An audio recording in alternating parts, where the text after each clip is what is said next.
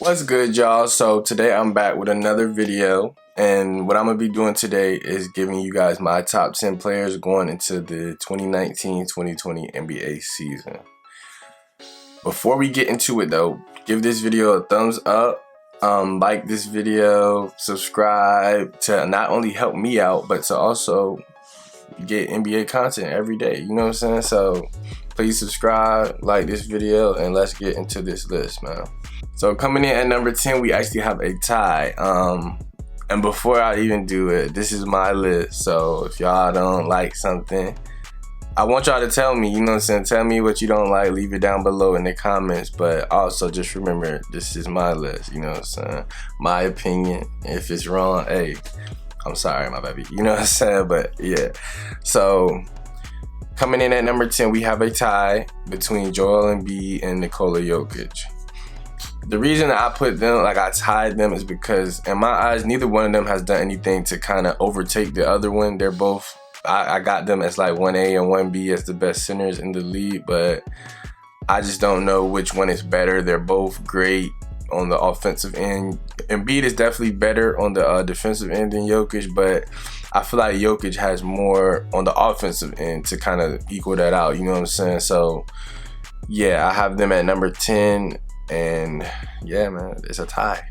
Coming in at number 9, I have Jimmy Butler. And I know this might come as a surprise, but I think Jimmy Butler just has that it factor. You know what I'm saying? Using the eye test, he's just a great player, man. He has heart, gives it all every night, you know what I'm saying? And yeah, man, he's just a great player to have on your team. Defensively, he can even do it. He got his offensive bag up, you know what I'm saying? So he's a great player, man. People, I think he's kind of underrated. People probably see him as just like a tier 2 star, but in my eyes, I have him at number 9 on my top 10 players, you know what I'm saying? So Jimmy Butler at number 9. Coming in at number 8, we have Damian Lillard. Last year, Damian Lillard left a very good taste in our mouth. Pause. He balled out on the Oklahoma City Thunder, even though he got swept by the Warriors, but that was expected, kind of. He just really showed us like he's ready to jump into like superstardom. You know what I'm saying? I wouldn't call him a superstar just yet, but he's definitely trending toward that. And yeah, man, he can shoot with the best of them. Not too good of a defender, but he's working on it. He gives effort, so I can respect that. Can dribble, pass, do everything that you need your point guard to do in today's NBA, and he's just one of the best players in the NBA, man. He always seems to lead his Portland team to like a top 3-4 seed in the West, which is pretty hard. So I have to give credit where credit is due, man. I got Damian Lillard at number 8. Coming in at number 7 is Paul George, man. It's just something about these players that are two-way players, you know what I'm saying? Does it on defense and offense. Great, you know what I'm saying? Great defender and great player on offense. So, yeah, man, that's why I have to give him this number 7 spot. He can shoot the ball very well, put the ball on the ground, dribble with that 6'9", 6'10" frame, you know what I'm saying? He could pretty much do it all on the court, you know what I'm saying? Honestly, he was back then, he was like, back when he was on Indiana, he was trending towards being like the next up player, but he got hurt, you know what I'm saying? And that kind of set him back a little bit. But honestly, man, Paul George he's a great player, man. He does it all, honestly. And if he keeps having years like he had last year, I can see him moving up a few spots on this list like gradually every year, you know what I'm saying? So Paul George at number 7. Now, number 6 and 5 were pretty tough for me, man. These players are kind of the same to me. Like, I look at, they don't play the same, but like, I look at them in the same light, in the same lens, you know what I'm saying? But I had to give number 6 to James Harden. So, James Harden, obviously, maybe the best scorer in the league. I'm not sure. It's hard. I would have to really do some thinking and stuff, but yeah, James Harden can score with the best of them, has so many moves. Honestly, he's been working on defense. He's improved defensively. We all know James Harden, man. What more can I say about him? He always leads his team to a good regular season. Can shoot, dribble, pass, all that good stuff, man. James Harden, we all know him. former MVP, always runner-up, James Harden at number 6. And coming in at number 5, like I said, it was Stephen Curry. So yeah, I look at those two in the same light, but I just decided to put Stephen Curry over James Harden just because of his efficiency. Even though James Harden isn't inefficient or anything, but Stephen Curry is more efficient. He plays more, I would say, I don't know. I would say he plays smoother, but I wouldn't be mad if somebody said Harden was smoother. But yeah, I just think Steph Curry is the better player right now. It's so hard between those two, but yeah, he can shoot, the best shooter of all time. Dribble, pass, all that good stuff. All these players up here, it's not really much I can say because we all know they're great players. So it's nothing I'm letting you know. You know what I'm saying? You're not really learning that. It's just really my ranking. But yeah, I had to put Stephen Curry at number 5 just because I feel like he was slightly better than James Harden, you know what I'm saying? And I'm very excited to see what he does this year. Maybe he can move up even more on my list. But as of right now, Stephen Curry at number 5. Coming in at number 4, we have Anthony Davis. Now, Anthony Davis, though he didn't play a lot last year, he only was playing like 3/4 a game. When he did play, still averaged 26 and 12 in those 3/4. You know what I'm saying? That's astonishing. That's great. You know what I'm saying? And I'm just ready for him to get back to that this year. And I can't wait to see how good this Lakers team is and just how good him and LeBron can fit together. Obviously, he's one of the best defenders in the league. Has the potential to win Defensive Player of the Year, back to back, all that type of stuff.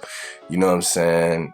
Can score from that power forward / center position. Can even put the ball in the ground, can space the floor, can do everything pretty much. Anthony Davis is just a great player, you know what I'm saying? So Anthony Davis at number 4. Coming in at number 3, I have Giannis Antetokounmpo. What more can I say about this dude, man? 7 foot, damn near, can dribble, can pass, is a monster on the glass, great defender, also has the potential to win Defensive Player of the Year, our reigning MVP, leads his team to the best record in the NBA. Just a great player, man. He can work on his jump shot a little bit, but with how massive he is, man, he's just a man amongst boys, honestly, and teams have such a hard time stopping him without being able to shoot. So imagine if he could shoot. If he could shoot, he would probably move up to number 1, no question, you know what I'm saying? Because he would just be literally unstoppable. But yeah, man, Giannis is a great player, man. He just has it all except for that jump shot, but everything else he has it. He works so hard, and that's why I respect him so much, because he works really hard, you know what I'm saying? Because he wasn't one of these players that started out like we expected him to be so good. He worked for it and gained his like stardom, you know what I'm saying? So that's why I respect him so much. And Giannis at number 3. Coming in at number 2, I have Kawhi Leonard. So being that Kawhi won the championship last year, he got traded to the Clippers this year. I'm expecting a lot from him this year. He was great last year. He's defending well as always, but he had a lot of low management type games and stuff, so we didn't really get to see him for a full season. He was still there for a good amount of the season, don't get me wrong, but we just didn't get to see him for a full season. So I'm excited to see him like really playing this year a lot.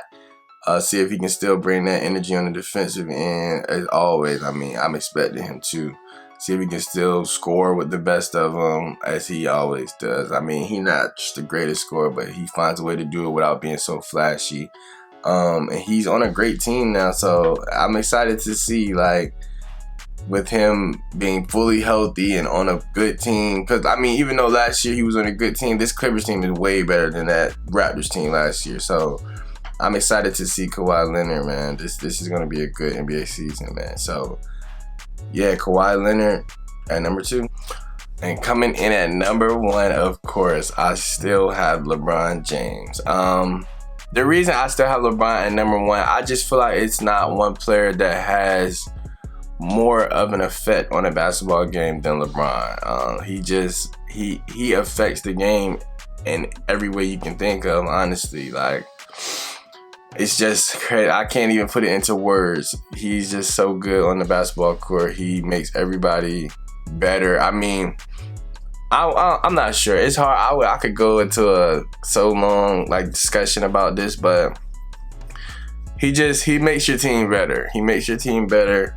People say he's a bad defender, and I know the analytics and all that, but honestly, I feel like when LeBron wants to, he can defend. I mean, it's just hard being that they require so much for him.